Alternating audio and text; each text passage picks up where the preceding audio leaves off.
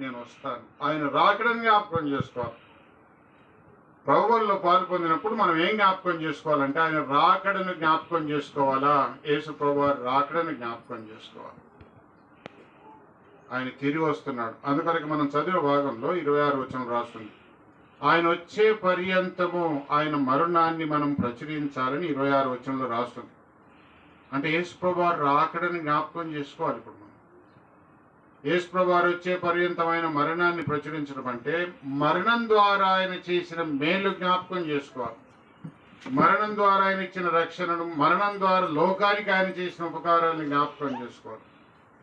నేను వచ్చే పర్యంతం అని చెప్పినాను, వచ్చే వరకు ఆయన రాకడ వరకు మనం జ్ఞాపకం అంటే యేసు ప్రభువారు రాకడని జ్ఞాపకం చేసుకోవాలి. నన్ను జ్ఞాపకం చేసుకోండి అంటే యేసు ప్రభువారు రెండవ రాకడను మనం జ్ఞాపకం చేసుకోవాలి. భవిష్యత్తులో ఆయన అదే చేయబోతున్నాడు. ఆయన రాకడని జ్ఞాపకం చేసుకున్నప్పుడు ఆయన రాకడొకరు నేను సిద్ధంగా ఉన్నాయనే సంగతి కూడా ఆలోచించాలి. యేసు ప్రభువారు ఇప్పుడు వస్తే నేను ఆయనతో పోవడానికి సిద్ధంగా ఉన్నాను. సిద్ధంగా ఉన్న వాళ్ళని తీసుకొని పోతాడు ఆయన. ఆయన రాకడొకరు నేను సిద్ధంగా ఉన్నాను. ఆయన రాకడ నేను ప్రేమిస్తున్నానా, అపేక్షిస్తున్నానా, కోరుతున్నానా, ప్రభువా రమ్మని చెప్పే స్థితిలో ఉన్నాను. ఆ విషయాన్ని జ్ఞాపకం చేసుకోవాలి. యేసు ప్రభువారు రాకడ జ్ఞాపకం చేసుకుంటాం. యేసు వచ్చిన తర్వాత ఆయన ఏం చేస్తాడంటే ఆయన తీసుకొని వెళ్తాడు.